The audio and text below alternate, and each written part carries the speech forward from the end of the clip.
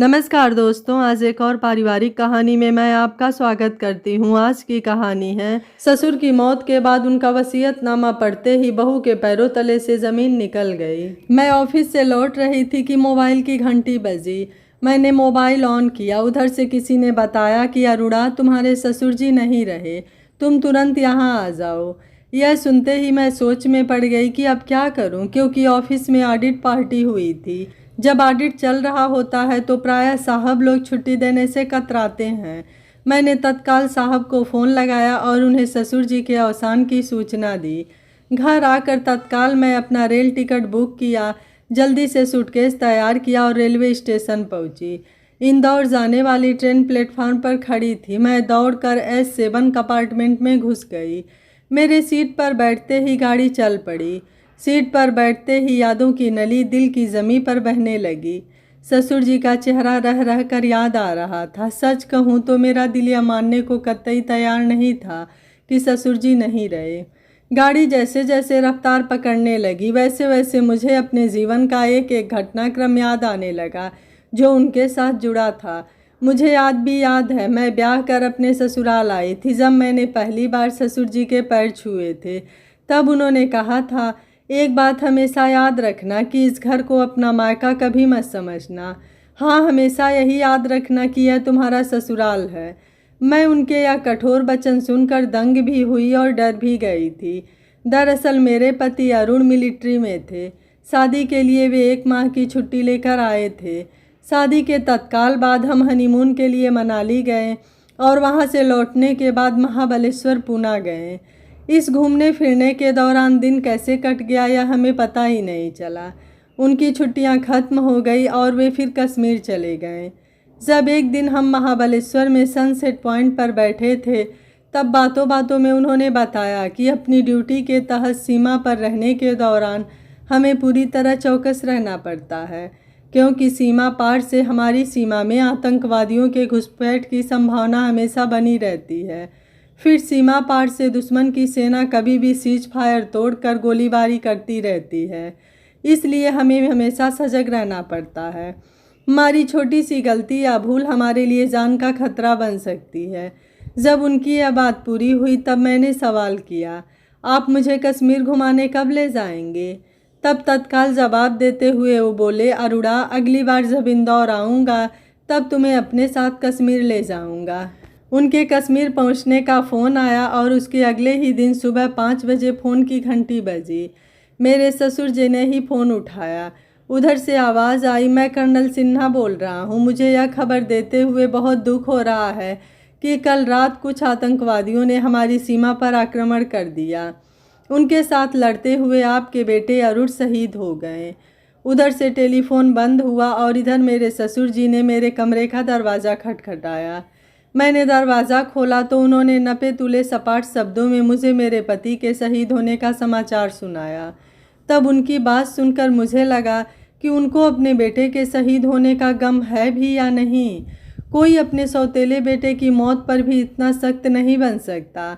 कोई पिता इतना पत्थर दिल हो सकता है, यह सोचकर मैं हैरत में थी।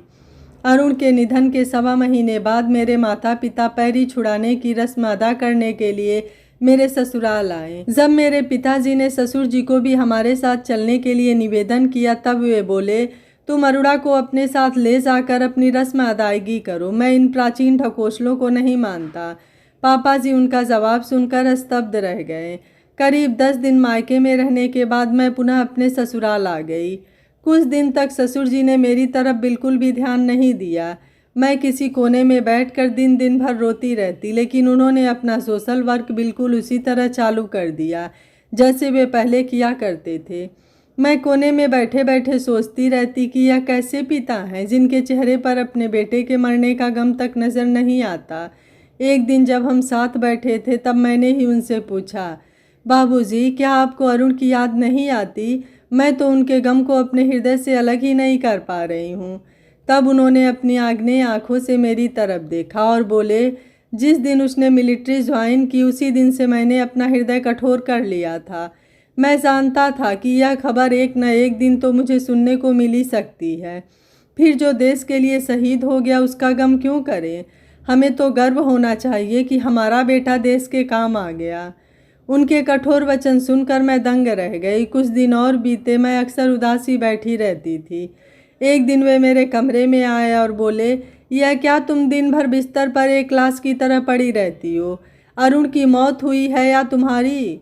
मैंने आंसू पोंछते हुए कहा, बाबूजी, आप मेरा दुख नहीं समझ सकते। मेरा इतना कहना ही था कि वे बोले, क्या कहा तुमने कि मैं तुम्हारा दुख नहीं समझ सकता? अरे नादान, मैंने भी अपनी जवानी में अपनी जीवन संगिनी खोई थी। तब अरुण केवल 5 वर्ष का था और तुम मुझसे कह रही हो कि मैं तुम्हारा दुख नहीं समझ सकता हूँ। यदि तुमने तुम्हारा सुहाग खोया है तो मैंने भी अपना एकमात्र सहारा खोया है। बाबूजी, मेरे सामने मेरी पूरी जिंदगी पड़ी है और मैं भ्रमजाल में हूँ कि अब मैं क्या करूँ। मेरी बात उन्होंने गंभीरतापूर्वक सुनी और फिर अपनी विशिष्ट शैली में वो बोले, तुम इस गम को अपने से दूर हटाओगी तब तो कुछ अपने बारे में सोच सकोगी ना। इतना कहकर वो चले गए। कुछ दिनों बाद एक दिन ससुर जी मेरे पास आए और बोले, बेटी, अब आज से तुम अपनी जिम्मेदारी भरी जिंदगी शुरू करो। फिर उन्होंने मुझे गैस की बुकिंग कैसे करते हैं यह बताया। कुछ दिनों बाद वे मुझे बैंक ले गए और वहाँ के काम समझाए। फिर एटीएम ले गए और पैसे कैसे निकालते हैं यह सिखाया। टेलीफोन और बिजली का बिल भरना भी उन्होंने मुझे सिखाया। यह सब काम मैं सीख गई और करने भी लगी। पर घर के काम निपटाने के बाद जब भी मैं अकेली रहती तब उदास हो जाती थी। एक दिन ससुर जी ने मुझे बुलाया और कहा, देखो, अब बहुत हो गया। तुम्हारा उदास चेहरा देखकर मुझे बहुत परेशानी होती है। बेहतर यह होगा कि तुम फिर अपने मायके चली जाओ या इस घर के अलावा कहीं और रहने चली जाओ। तुम चाहो तो मैं तुम्हारे लिए कोई किराए का फ्लैट देखता हूँ या खुद अपने लिए मकान या फ्लैट देख लो। मैंने उनसे कई बार कहा कि मैं अकेली कैसे रह पाऊँगी, तो वो बोले, यह तुम्हारी प्रॉब्लम है और इसे तुम्हें ही हल करना है। दिन प्रतिदिन उनका कठोर होता रुख देखकर मैंने तय किया कि वास्तव में अब रोने मात्र से काम नहीं चलेगा। फिर एक दिन दोपहर को मैं अपने लिए किराए का एक फ्लैट देखने के लिए घर से निकल पड़ी। अरुण के मित्र रामचंदानी की मदद से मैंने एक फ्लैट किराए पर लिया और वहां रहने भी चली गई। अब मैं यहाँ अकेली थी। फिर घर और बाहर का सारा कामकाज मुझे ही देखना पड़ता था। अरुण की पेंशन हर माह मिल रही थी, इसलिए कोई आर्थिक परेशानी मुझे नहीं थी। शाम को समय मिलता तब मैं बालकनी में जाकर बैठ जाती और रास्ते से गुजरने वाले राहगीरों को निहारती रहती। इस प्रकार मेरी शामें गुजरने लगी। लेकिन दोपहर में मैं अक्सर बोर हो जाती, सो मैंने कंप्यूटर सीखने के लिए एक क्लास ज्वाइन कर ली। 3 माह में मैंने ऑफिस अकाउंटिंग सीख लिया। एक दिन शाम को मैं टीवी पर अपना पसंदीदा धारावाहिक देख रही थी। तभी मिसेज रामचंदानी आ गईं। मैंने उनके लिए चाय बनाई। चाय की चुस्कियां लेते हुए वो बोली, अरुणा, मेरे ऑफिस में कंप्यूटर ऑपरेटर की एक पोस्ट खाली है। यदि तुम ट्राई करो तो वह पोस्ट तुम्हें मिल सकती है। यदि जॉब मिल गया तो तुम्हारा समय भी अच्छा कटेगा और नए लोगों से मेल जोल भी बढ़ने लगेगा। लेकिन मुझे तो काम करने का बिल्कुल भी अनुभव नहीं है। मैं बेसाख्ता बोल पड़ी। देखो अरुणा, अनुभव तो काम करने के बाद ही आता है ना। मुझे उनकी बात अच्छी लगी और मैंने अगले ही दिन नौकरी के लिए एप्लीकेशन दे दी। मैंने बहुत गंभीरता से साक्षात्कार की तैयारी की। अगली शाम मिसेज रामचंदानी ने घर आकर मेरे चयन की बात बताई और उसके अगले दिन मुझे नियुक्ति पत्र भी मिल गया। मैं तो यूं ही खाली ही थी। मैंने दूसरे दिन से ही नौकरी ज्वाइन कर ली। अब मेरे पास जॉब था और मैं अपने पैरों पर खड़ी हो गई थी। एक शाम सामान जमाते हुए मैंने पाया कि ससुर जी के घर से सामान शिफ्ट करने के दौरान गलती से उनके लॉकर की चाबी मेरे सामान के साथ आ गई है।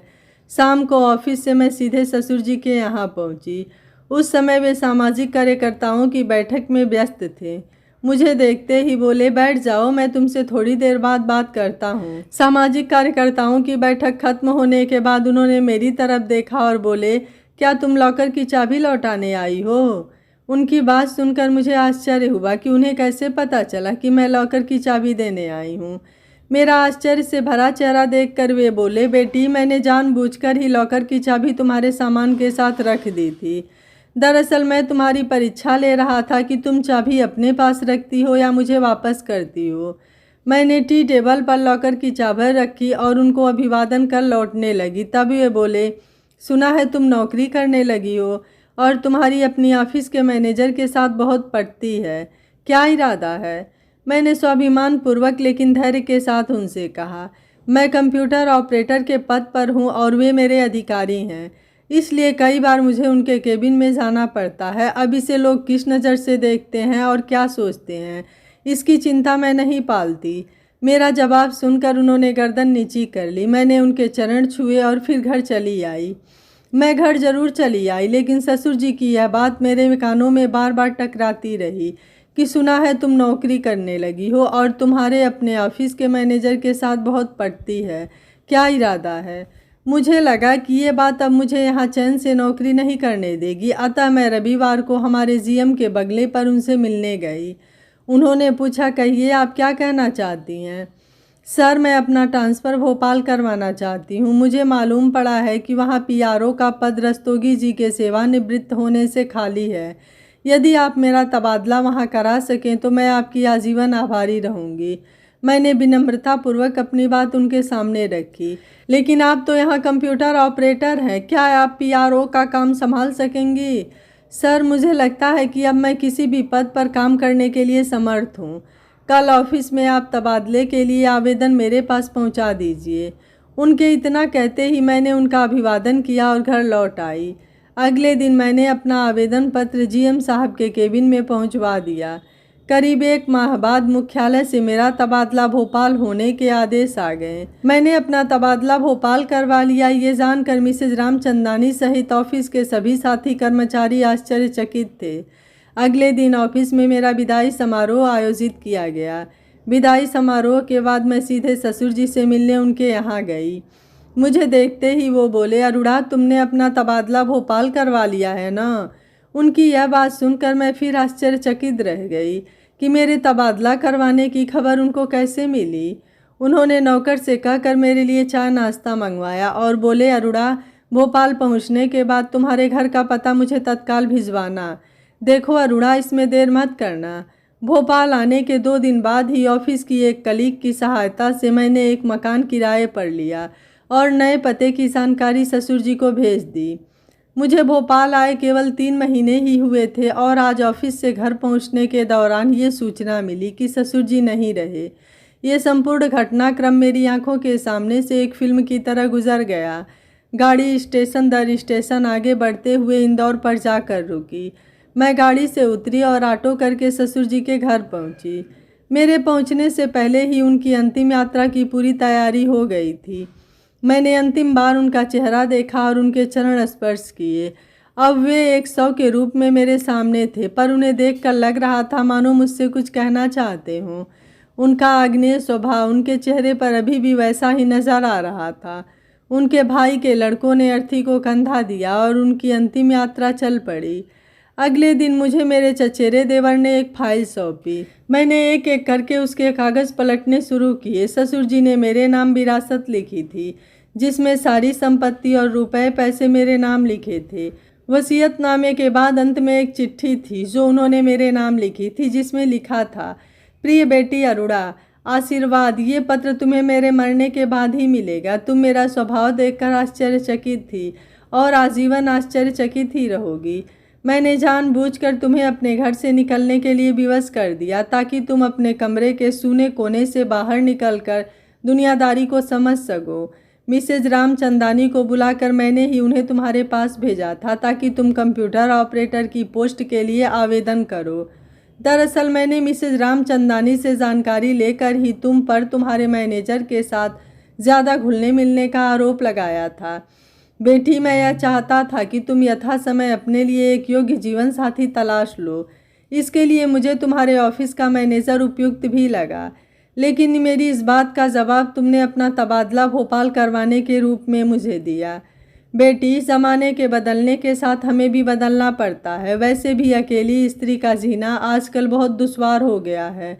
समय रहते यदि तुम्हें कोई अच्छा जीवन साथी मिल जाए तो शादी अवश्य कर लेना। बेटी, जो मर गया उसके साथ मरा तो नहीं जा सकता न। मुझे चिंता यह थी कि यदि तुम्हें इस कदर निराश जिंदगी व्यतीत करने की आदत पड़ गई तो तुम्हारा जीवन नर्क बन जाएगा, क्योंकि हमारे पास अथाह धन दौलत हो तो भी जीवन की खुशियाँ सिर्फ रुपए पैसे से तो नहीं मिलती। इसलिए मैं भी अपना तन मन धन सामाजिक कार्यों के लिए लगाता रहा। बेटी, मानव होने का अर्थ है समाज में रहना, जबकि तुमने अपने आप को एक कमरे के एक सूने कोने भर में कैद कर लिया था। अब मैं यह जानकर बहुत खुश हूँ और संतुष्ट भी हूँ कि तुमने ज़िंदगी को फिर से जीना सीख लिया है, और मैं यही चाहता था। अब जो कुछ तुम्हारा है वह इस वसीयत के जरिए तुम्हें सौंप रहा हूँ। तुम्हारा ससुर नहीं बल्कि बाबूजी। उनकी ये चिट्ठी पढ़कर मैं मन ही मन बहुत परेशान हुई और लगा कि काश मैं अपने ससुर जी की विचार शक्ति को पहले जान पाती तो उनके बारे में वह सब कुछ नहीं सोचती जो अकेलेपन में बैठे बैठे सोचती रही। उनके पत्र में लिखी इस बात को कि मैं समय रहते किसी जीवन साथी को पसंद कर लूँ, इस पर भी मैं विचार कर रही हूँ। उपयुक्त साथी मिलने पर मैं उनकी इस बात पर भी ज़रूर अमल करूँगी, और अरुण की यादें और उनके साथ बिताए गए लम्हे वो हमेशा मेरे साथ रहेंगे ही। मैंने उनके पत्र को अपने पास संभाल कर रखा है। जब परेशानी में होती हूँ तो उनके पत्र को पढ़कर बहुत संबल मिलता है। मेरे ससुर हमेशा मेरे आदर्श रहेंगे। बस दुख इस बात का है कि जीते जी उनकी भावनाओं को नहीं समझ सकी, लेकिन मरने के बाद मेरी विचारधारा को उन्होंने पूरी तरह से बदल दिया और उनका सम्मान आज मेरे मन में और भी बढ़ गया है। यह कहानी आपको कैसी लगी आप मुझे अपनी राय कमेंट बॉक्स में ज़रूर दीजिएगा। वीडियो पसंद आया है तो वीडियो को लाइक शेयर एंड चैनल को सब्सक्राइब कर लीजिएगा। Thank you for watching. मिलते हैं अगली कहानी में।